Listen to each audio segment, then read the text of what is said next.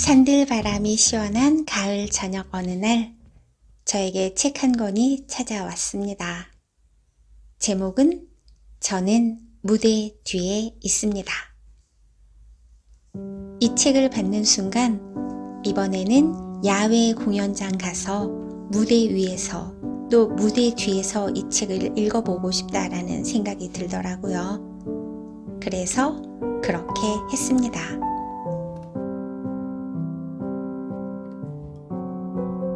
이 책의 차례를 쭉 훑어보면 우리가 이름만 들어도 탄성이 저절로 나오는 밴드와 가수들의 이름이 있어요.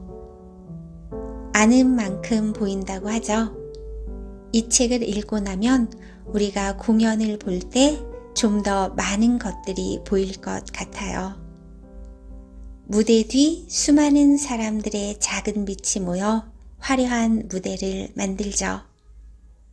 자, 지금부터 저 수책녀와 책 속으로 가보실까요?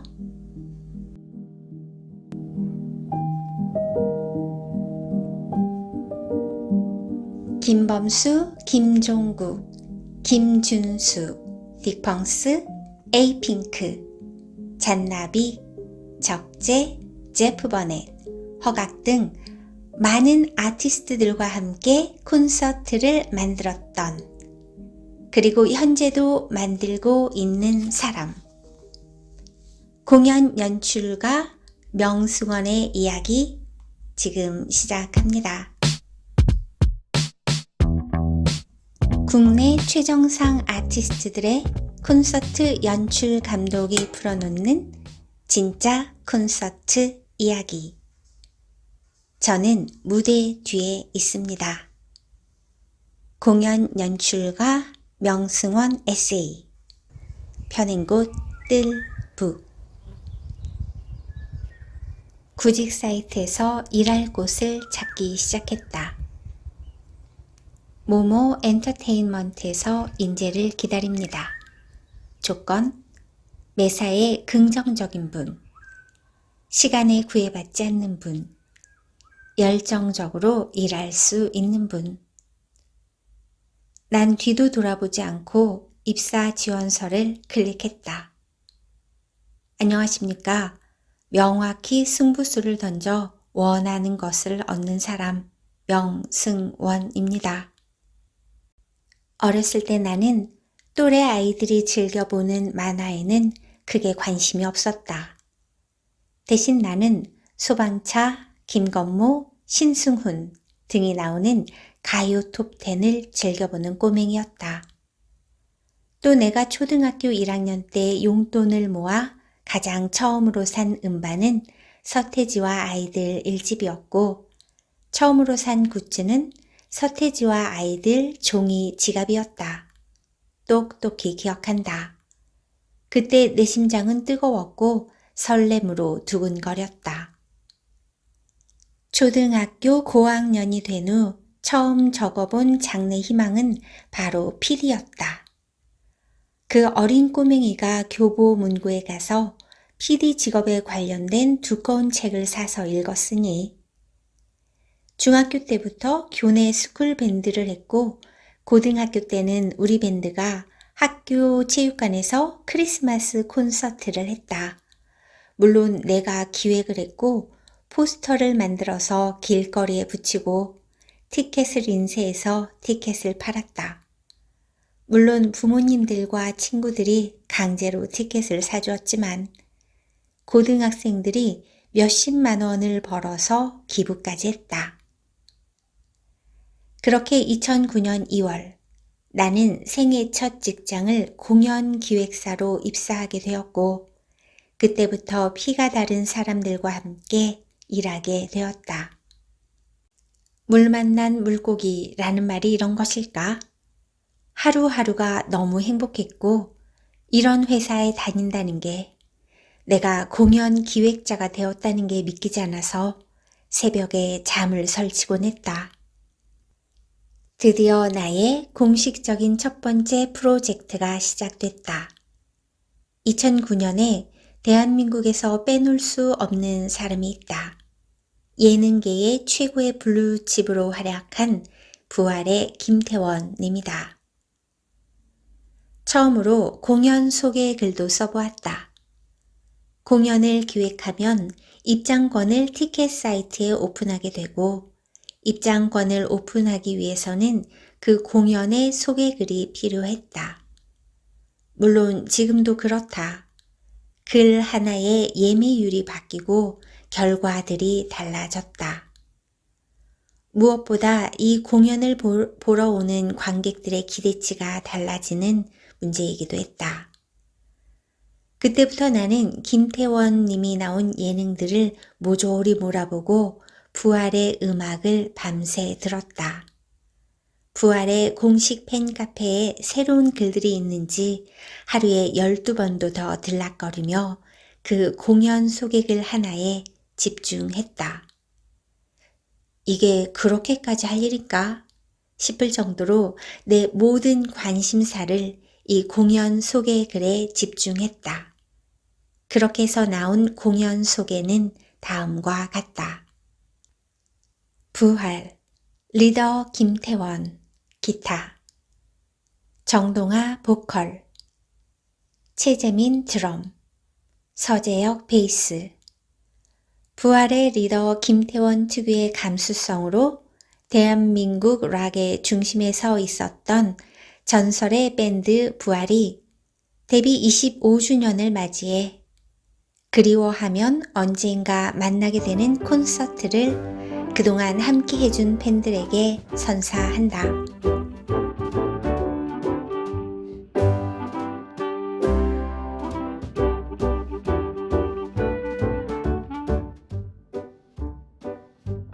공연 기획사에서 공연을 기획한다는 것은 어찌 보면 당연한 일이지만 한편으론 굉장히 어려운 일이다. 그래서 공연 기획서나 제안서를 전달하는 데 있어서 거절을 당하는 것에 익숙해져야 한다. 나는 내 제안서를 읽어보게 하는 방법을 고민했다. 먼저 제목을 특이하게 적었다. 수많은 광고성 메일도 제목이 눈에 띄면 클릭하는 경우가 많다. 그래서 제안서를 보낼 때도 나는 제목을 광고처럼 썼다. 예를 들면 지금 모모님의 공연을 꼭 해야 하는 시기입니다. 처럼 약간의 궁금함을 자아내는 제목으로 썼다. 그리고 내가 가장 생각하는 제안서의 핵심은 제안하는 사람의 진심이 느껴지는가이다. 미팅을 하기 전까지 내 제안서를 받는 사람은 내가 누구인지 어떤 사람인지 전혀 알지 못한다. 그렇기 때문에 한 글자 한 글자에 진심이 담긴 글을 쓰는 것이 중요하다. 부활 콘서트 이후 나는 포맨 콘서트의 제안서를 만들었고 완성본이 나왔다. 그 이유가 문제였다. 나는 누구보다 간절했고 누구보다 포맨이라는 팀의 음악을 사랑했고 누구보다 잘 해낼 자신이 있었다. 그렇지만 이런 마음을 가지고 있다고 해서 비즈니스가 모두 성사되는 것이 아닌 것을 잘 알기 때문에 고민에 고민을 거듭했다.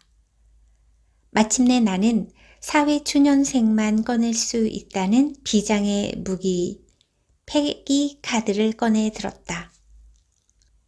제안서 PPT 마지막 장에 내 지금의 마음을 편지 형식으로 적었다. 그 편지를 쓰면서 나도 의아해했다. 이 편지를 보면서 무슨 생각을 할까? 편지를 읽긴 읽을까? 수많은 생각을 하며 적어 내려간 편지의 내용은 이랬다. 포맨 콘서트 담당자님. 저는 포맨의 음악을 고등학교 때부터 들어왔던 팬입니다. 그래서 누구보다 포맨의 음악을 사랑합니다. 이하생략. 진심 어린 편지가 힘을 발휘했다. 드디어 포맨 회사의 관계자를 만나게 된 것이다. 두근두근. 드디어 대망의 티켓 오픈 날. 콘서트 티켓은 1분도 되지 않아 한 자리도 남지 않는 매진을 기록했고, 티켓을 구하지 못한 팬들은 추가 공연을 만들어 달라고 회사에 전화했다. 첫 번째로 내가 기획한 공연의 대성공이었다. 내가 근무하던 공연 기획사는 공연 제작보다는 공연 기획이 조금 더 많은 부분을 차지하는 회사였다. 나는 공연 제작 쪽이 맞는다는 판단을 했다. 그 이유는 공연 제작은 아무래도 가수 또는 가수의 소속사와 제작 회의를 거쳐 콘텐츠의 방향성을 주체적으로 결정할 수 있기 때문이다. 내가 하고 싶은 일을 깨달아 갈 즈음이 되니 눈에 안 보이는 것들이 눈에 띄기 시작했다.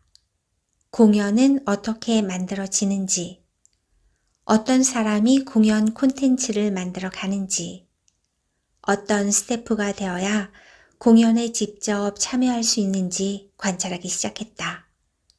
그리고 나는 일터에서 그들을 관찰했다.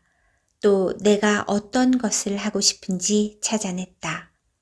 그것은 콘서트 연출 감독이었다.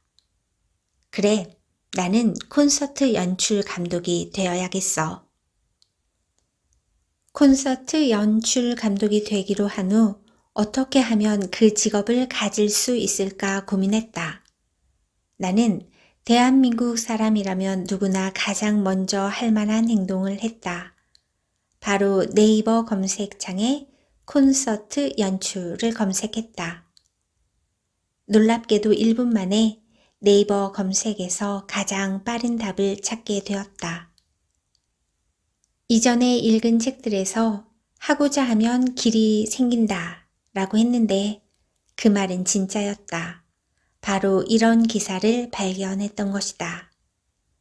라이브 콘서트 전문 양성 프로그램 스태프 스쿨 생긴다. 인터파크 시어터가 라이브 콘서트를 포함한 공연 제작 전문 인력을 양성하는 인터파크 스태프 스쿨을 연다.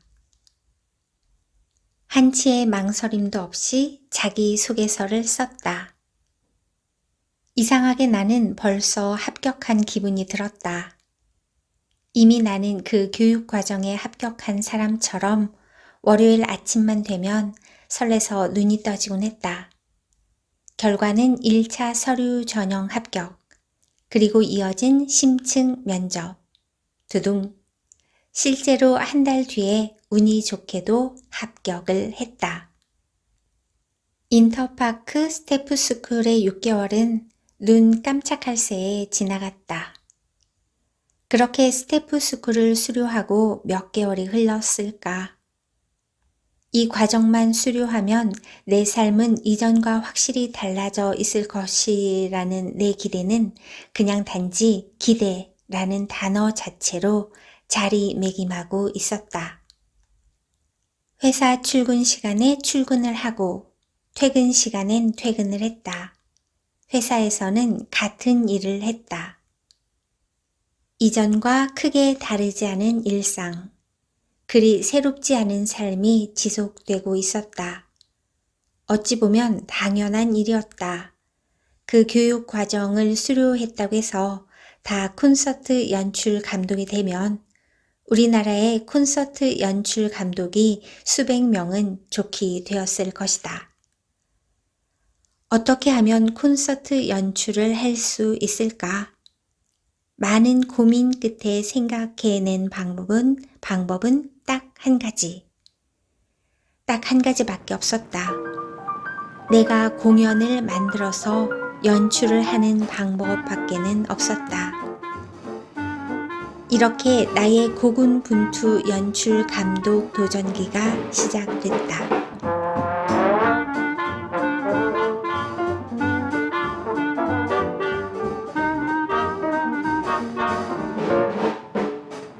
내가 연출을 할 아티스트의 음악을 찾는 방법은 이랬다. 일단 자기 전에 항상 음원 사이트의 인디 차트 탑 100, 그리고 인디 최신곡을 켜고 들을 음악을 찾았다. 내가 인디 차트의 음악부터 열심히 들었던 이유는 솔직히 말하자면 처음부터 메이저 아티스트의 콘서트를 연출할 수 없었기 때문이다. 인디 아티스트는 항상 공연을 필요로 할 것이라 생각했고 비교적 자유롭게 소통할 수 있을 것이라고 생각했다. 그렇게 되면 나도 그들에게 도움이 될 수 있고 나도 그들에게 도움을 받을 수 있다고 생각했다. 인디 음악이라는 개념은 인디펜던트 음악의 줄임말로 독립 음악이라는 뜻이다. 기존의 메이저 가수들과 대형 매니지먼트 음악 회사에서 하는 음반 제작과 유통 방식에서 벗어나 소자본으로 음악을 만들고 유통하는 음악을 말한다. 밤사이 세상 매력적인 인디 듀오 소심한 오빠들이라는 팀을 발견한 나는 의기양양하게 사무실에 출근해 공연 제작을 기획하기 시작했다. 여기서 잠깐 다시 설명을 하겠다. 내가 연출을 하고 싶었는데 공연 제작의 기획을 먼저 한 이유는 아무도 나를 연출로 데뷔시켜주지 않을 것 같아서 내가 내 힘으로 공연을 제작해서 스스로 연출가로 데뷔하는 길밖에 없었기 때문이다. 공연 기획서를 완성한 나는 이제 그들에게 연락할 방법을 찾았다. 그때 당시에도 아티스트들이 페이스북이나 기타 SNS를 통해 홍보를 많이 하고 있는 상황이었기 때문에 연락처를 찾는데 그리 어렵지는 않았다. 그들은 공연이 필요했고 나는 그들이 필요했다. 첫 번째 만남임에도 불구하고 우리는 서로를 알아보았던 것 같다. 그리고 그 운명의 상대, 소심한 오빠들과 내 생애 첫 번째 공연 연출을 하기 위한 공연을 기획하게 됐다.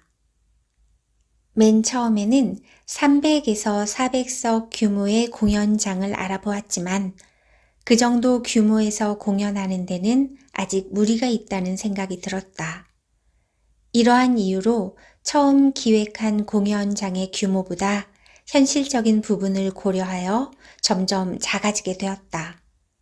내 입장에서는 최대한 손실을 대비하자는 마음이 컸던 것 같다. 아니나 다를까 공연 규모가 처음과 달라지는 상황에서 아티스트 회사에서 불만이 생기기 시작했다. 그 마음을 다 이해했다. 처음 하는 콘서트의 규모가 점점 작아지게 되면 생각했던 그림이 나오지 않기 때문이다. 하지만 아무리 생각해봐도 첫 공연은 200석 규모에서 하는 것이 맞겠다는 결론이 났다. 나는 이 상황에서 다시 한번 진심을 담아 편지를 썼다.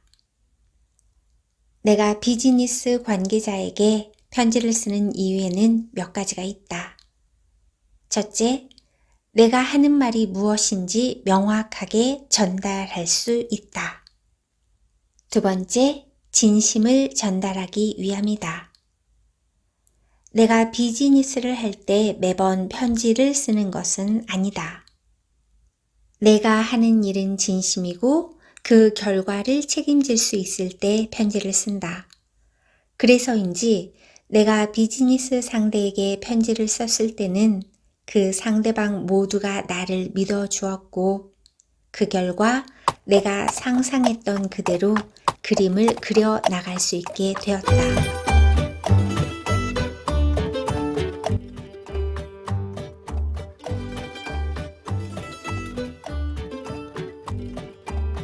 소심한 오빠들 콘서트는 그 뒤로도 줄곧 내가 연출을 맡게 되었다. 자신감이 붙고 자존감도 높아지던 어느 날이었다. 한 인디 아티스트의 음악이 내 귀에 들리기 시작했다. 음악이 너무 좋아서 2번 듣고 3번 들었다. 그래도 좋았다. 그리고는 또 이런 생각을 하게 되었다. 이런 음악도 내가 연출 잘할 수 있는데. 어디서 나온 자신감인지 모르겠지만 그때는 호기롭게도 이런 생각을 했다. 나는 또 평소 내 스타일대로 그 아티스트가 소속된 회사로 전화를 걸었다. 그러고는 그 회사의 대표님과 미팅을 했다. 이런저런 긴 이야기 끝에 나는 그 아티스트의 콘서트를 연출할 수 있게 되었고 꿈에 부풀었던 공연 날이 왔다. 그때는 내가 콘서트 연출을 7, 8회 한 상태였으니 처음보다는 여유가 생긴 상태로 그 공연을 준비했다. 모든 것이 순조롭게 진행되나 싶었는데 공연 당일 여기저기서 문제가 팡팡 터졌다. 리허설은 음향 때문에 진행이 안 되고 조명은 시간이 부족해 내가 봐도 엉성했다. 무엇보다 준비한 영상의 자막이 잘 보이지 않았다. 이제 와서 변명을 하자면 그 아티스트의 회사가 대관료를 아끼기 위해서 공연 당일 준비 대관을 충분히 하지 않았고 시간이 촉박하다 보니 미흡한 부분이 사고로 터져 나왔다. 아티스트는 리허설을 하는데 표정이 점점 안 좋아졌고 분위기도 그의 표정이 굳어감에 따라 함께 굳어갔다. 급기야 리허설 도중에 음향, 조명 감독님이 자리를 박차고 나갔다.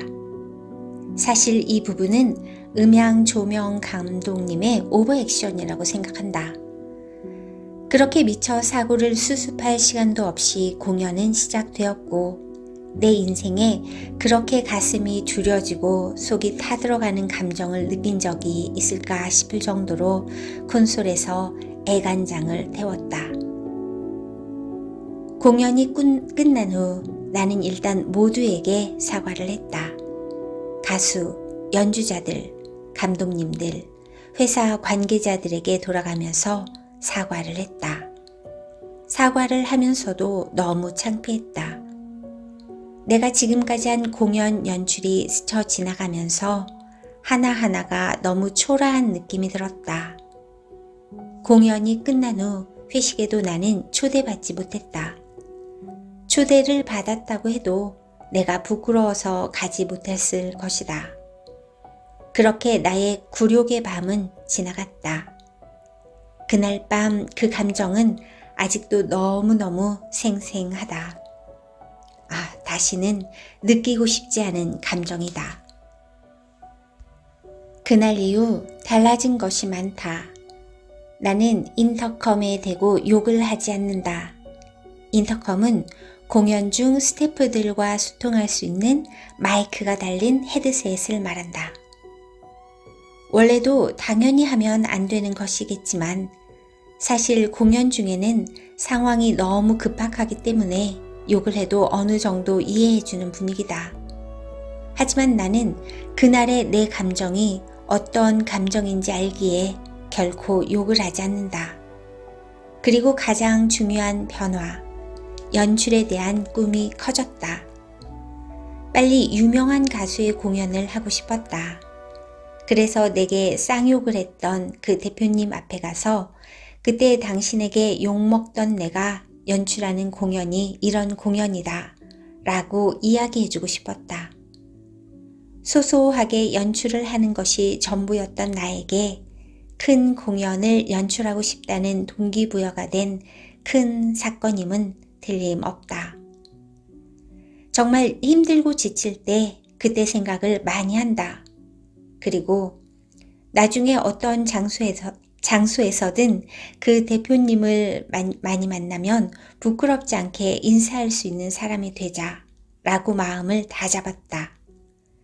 시간이 흘러 돌이켜보면 지금 가장 통쾌한 것은 빨리 나는 그 대표님을 어디에서든 마주하고 싶다는 것이다. 만나서 웃으면서 명함을 드리면서 인사하고 싶다. 안녕하세요, 대표님. 저 명승원이라고 합니다. 기억하시죠?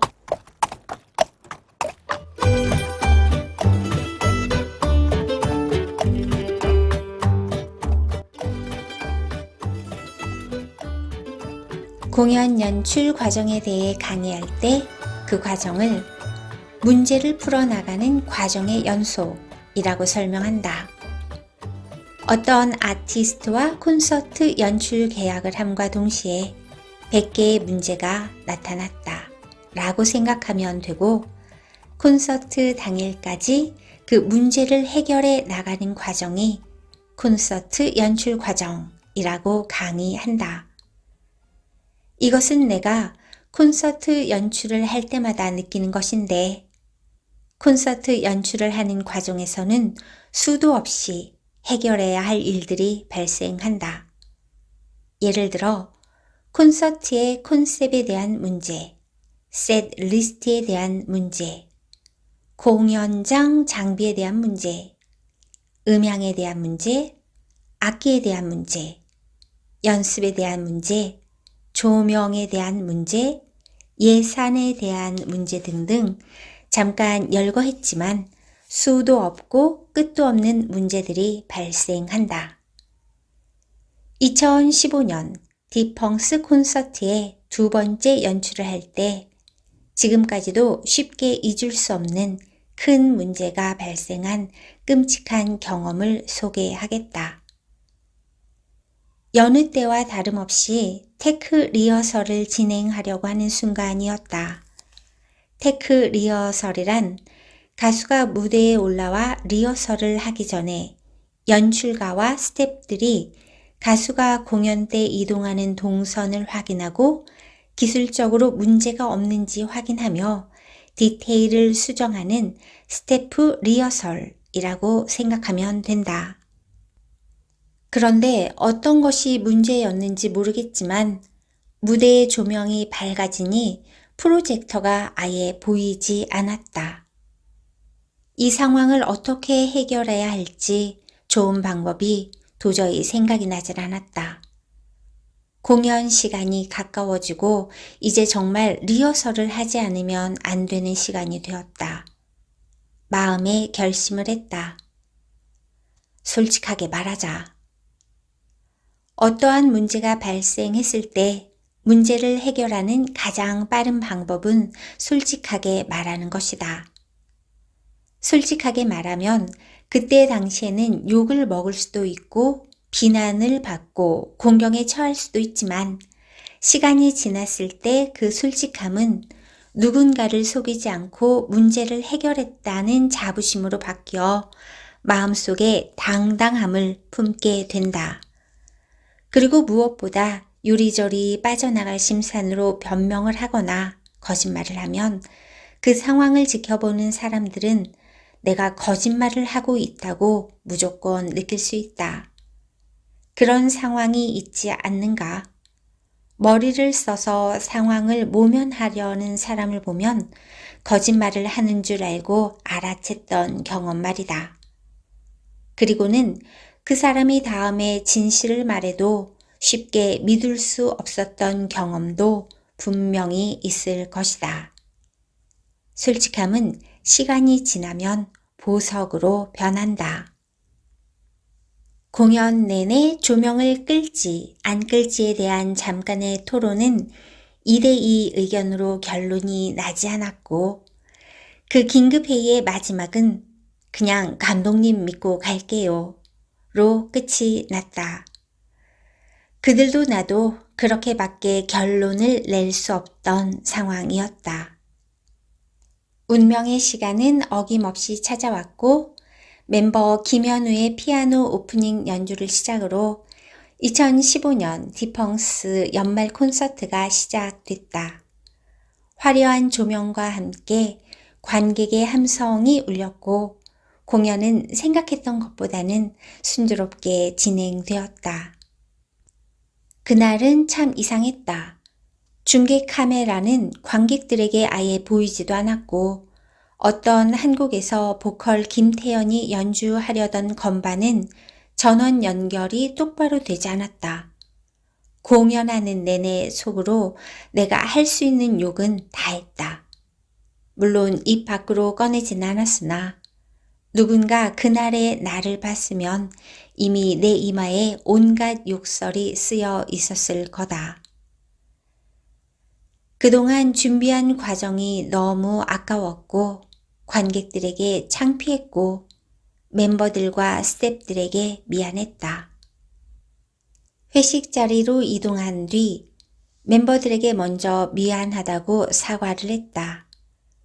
내가 잘 준비하지 못한 탓에 그들의 공연에 스크래치가 났다고 생각하니 정말 면목이 없었다.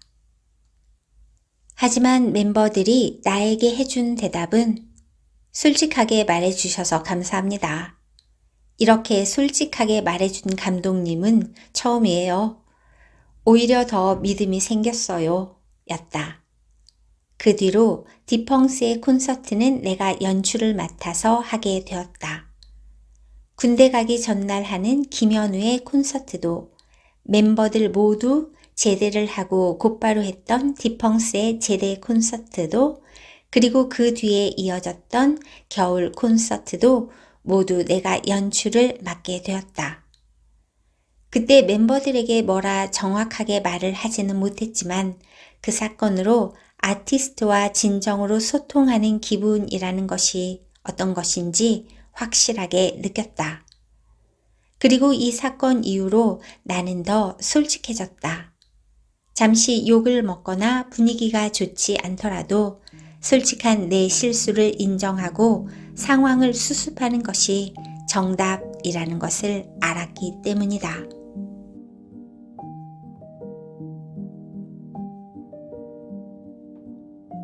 한 회사의 대표가 되었다. 지금까지도 그때의 회사를 운영하고 있지만 정말 어려운 일이다. 하루에도 몇 번씩 내가 하는 방향이 맞는 것인가? 내가 잘하고 있는 것인가? 이렇게 계속 가도 괜찮은 걸까? 고민한다. 그럼에도 불구하고 나는 콘서트 연출이라는 직업을 사랑하고 있다. 그리고 난 더 잘해낼 것이라고 생각한다. 과거에도 그래왔고 지금도 잘 해내고 있기 때문이다.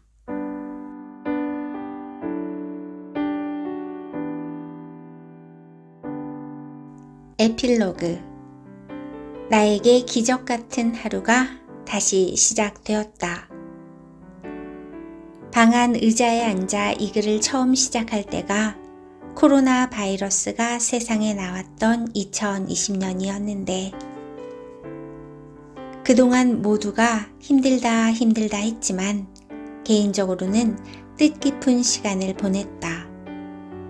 2020년부터 시작된 온라인 콘서트를 진행하면서 온라인 플랫폼이나 온라인 콘텐츠에 대한 개념, 카메라에 대한 자신감 등 잃은 것보다는 얻은 것이 더 많은 시간이었다. 누군가의 삶에 도움이 되는 새로운 공연 콘텐츠를 만들어 보자는 일념으로 오은영 전국 투어 토크 콘서트의 기획자가 되어 대규모의 공연을 기획부터 연출까지 경험하기도 했다. 누군가는 잃어버린 인연이라고 말하지만 나에게는 선물 같은 시간들이었다. 얼마 전부터는 그동안 기획되었지만 무대에 오르지 못했던 공연들이 하나둘씩 티켓 사이트에 오픈되고 새로운 콘텐츠들이 물밀듯이 밀려오고 있다. 내 스케줄표에도 그동안 지워졌던 해외 투어 공연들이 자리 잡기 시작했다. 하늘 길이 열리고 3년 전처럼 아무렇지도 않게 해외에서 공연을 하고 돌아오기도 했다. 지금은 이런 광경이 일상이 되었지만 나에게는 기적 같은 일이라고 생각한다. 공연이 무대에 오르지 못했던 시간들을 알고 있기 때문이다. 기적은 이뿐만이 아니다. 내가 해외 공연을 다닐 때 겪었던 비행기 공포증이 기적처럼 한 번에 사라졌다. 3년 전에는 상상도 못했던 일들이 나에게도 일어나고 있다. 비행기에서 잠을 잔다는 것은 생각지도 못했던 일이었는데 지금은 태국에 가는 비행기 약 5시간의 여정에서도 잠이 들곤 한다. 이유는 나도 모르겠지만 이제 이 정도의 공포감은 나에게 불안한 요소가 되지 않는 것 같다. 지금 내 삶이라는 여정을 비행하고 있는 이 시점에 불안과 공포가 아예 느껴지지 않는 것은 아니다. 하지만 공포의 시간들이 지나고 다시 일상을 회복하고 있는 지금의 일상들이 평범한 일상이 아니라 축복의 하루하루라는 것을 느끼고 있다. 어둠이 지나면 빛이 있다는 것을 직접 느낀 시간들이었다. 좋은 사람들과 어려움을 함께한 선물 같은 시간이었다. 우리가 2년 동안 갑작스레 일상을 멈추었듯이 나도 지금 담당했던 일들을 다양한 이유로 갑작스레 하지 못하게 될 때도 있을 것이다. 잠시 불안해지겠지만 언젠가 그 시간이 지나면 선물 같은 시간이었음을 깨달을 것이다. 그리고 내가 하는 일들을 당장 다시 할 수 없게 되더라도 좋은 사람들과 함께 다양한 방향성을 바라보고 가야겠다고 생각한다. 비행기 공포증이라는 불안감이 한 번에 눈 녹듯 사라진 경험처럼 내 삶의 여정에 있는 이 시점, 지금 느끼고 있는 불안이 언젠가는 편안함으로 바뀌길 기도하면서 이 글을 마친다. When that sleep won't come and you've cried your sum, let it come to you. There's nothing you can do until I see you smile just below those eyes that tell me you're okay. It's written on your face. As you come to light, I come alive. Your silhouette in the summer sky. But this is only a measure. It can only get better. It can only get better. And this is only a measure. It can only get better. It can only get better.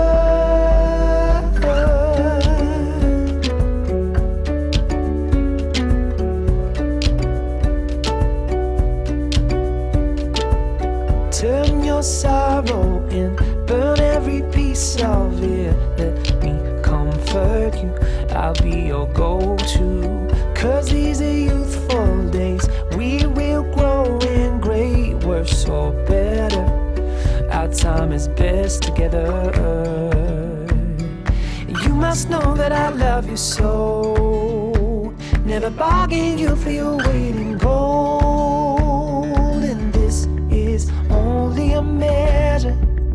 It can only get better. It can only get better. And this is only a measure. It can only get better. It can only get better. If you're seeing through a single eye, you're missing half of what this world looks like. In a sea that only feels half tide, there is more, and I know that it's yours and mine. But this is only a measure. It can only get better. It can only get better. And this is only a measure. It can only get better. It can only get better. This is only a measure. It can only get better. It can only get better. And this is only a measure. It can only get better. It can only get better. 우리 다음에 또 만나요. 바이바이.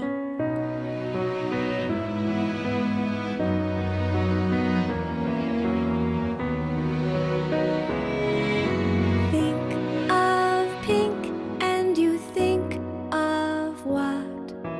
Think of pink and the sweetness of friendship.